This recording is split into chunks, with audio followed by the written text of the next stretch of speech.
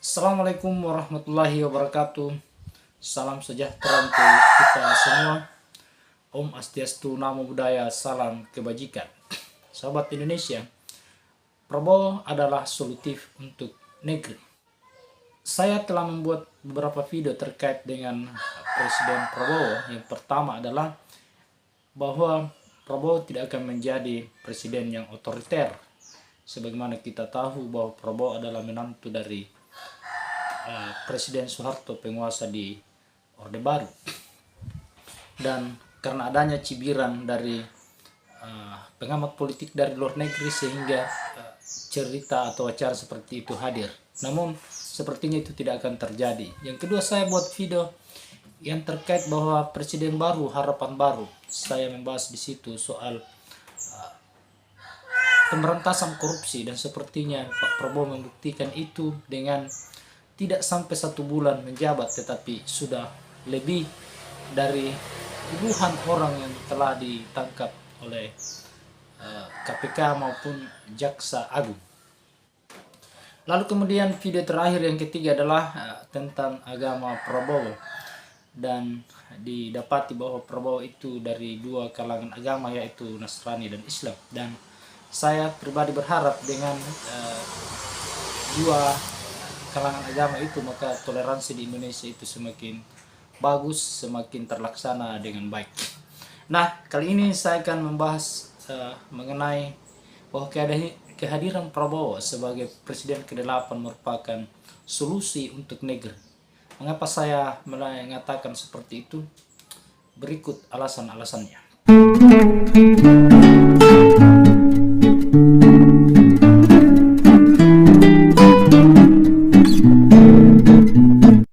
Presiden Prabowo memulai jabatan presidennya dengan banyak hal.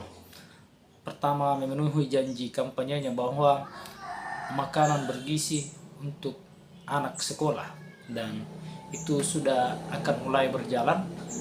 Dan kalau kita pikir apa sebenarnya alasan sehingga ini dihadirkan, saya sebenarnya tidak punya referensi dari negara lain bahwa ada negara lain melakukan itu, tapi saya pikirannya bahwa dimanapun kesehatan dan pendidikan itu adalah hal yang mendasar.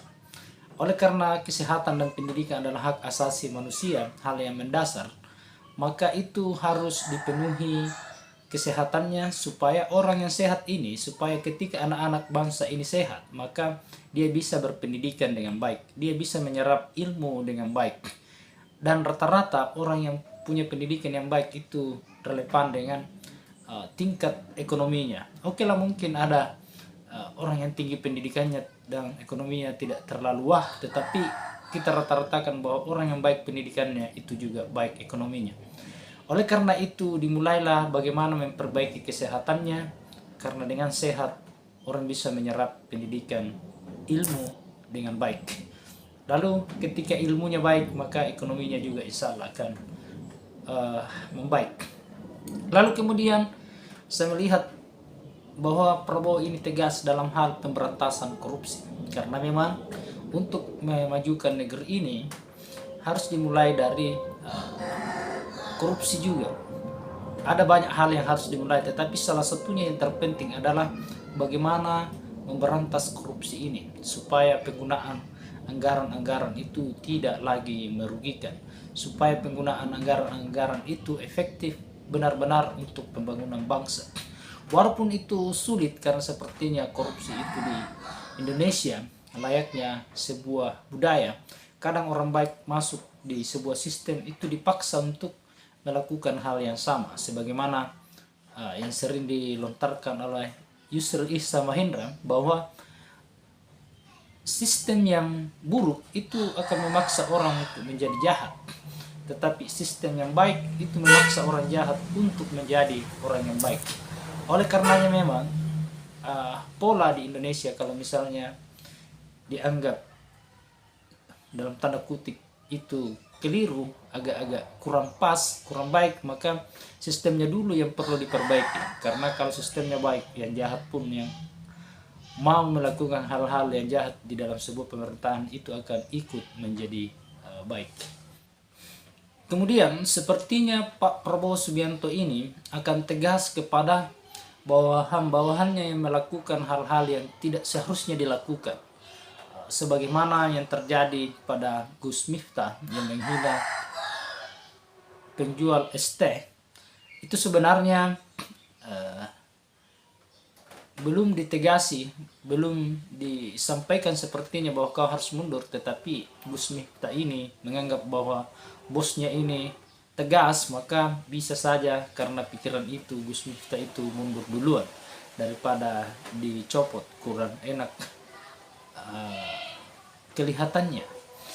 Jadi Prabowo ini memperlihatkan hal-hal yang sangat positif di awal-awal pemerintahannya, membangun suatu hal yang sangat mengesankan, sangat tegas, membangun kesehatan bangsa, membangun kecerdasan bangsa, mempertegas persoalan korupsi yang merupakan selama ini ada orang menganggap adalah musuh negara, ya bisa saja menjadi musuh kita bersama, karena itu sangat merugikan.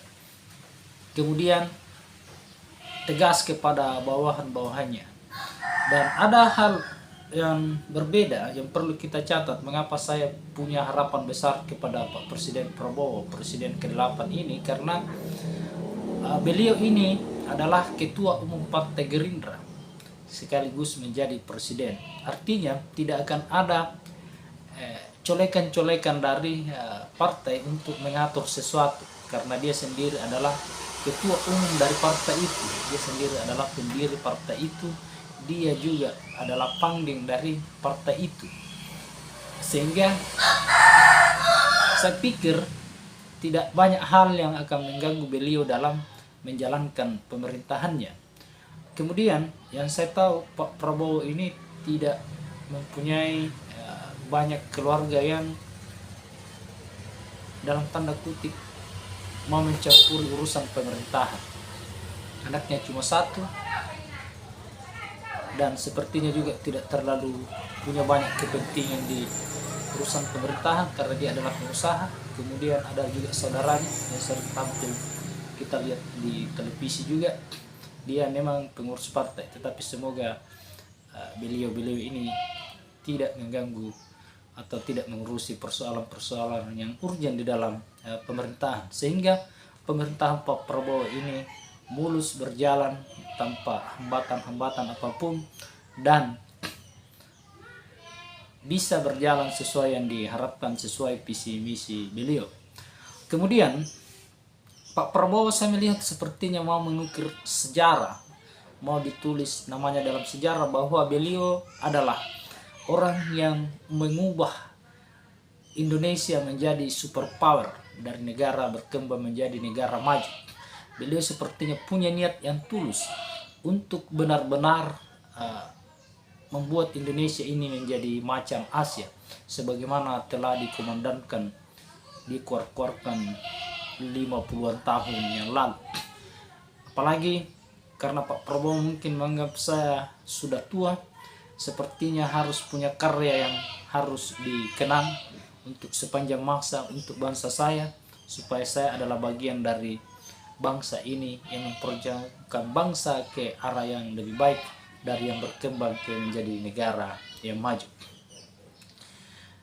Nah, itulah harapan-harapan saya atau mungkin harapan kita kepada Pak Prabowo Subianto yang tegas terhadap korupsi, mau membangun bangsa dari hak-hak mendasar, hak asasi manusia, kesehatan dan pendidikan itu hak dasar manusia, mau membangun itu untuk memperbaiki pendidikan, karena pendidikan salah ekonomi menjadi baik.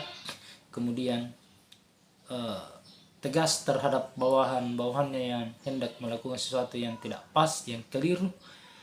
Kemudian pastinya berniat tulus untuk membangun bangsa ini. Semoga beliau diberi kesehatan terus untuk membangun negeri ini tanpa hambatan apapun. Sebelum mengakhiri video ini, bagi yang pertama kali menemukan video ini, mohon untuk dibantu subscribe, karena subscribe itu insyaallah gratis. Dan jika ada sesuatu yang keliru, jika ada hal yang mau disampaikan, maka mohon dihempaskan di kolom komentar. apa yang saya sampaikan ini bukan hal yang sangat ngotot untuk saya pertahankan bahwa inilah yang benar, tetapi saya terbuka untuk diberikan saran mengenai video yang saya buat ini. Kalau ada yang keliru mohon dimaafkan, mohon diperbaiki. Assalamualaikum warahmatullahi wabarakatuh. Om Astiastu, Namo Buddhaya, salam kebajikan.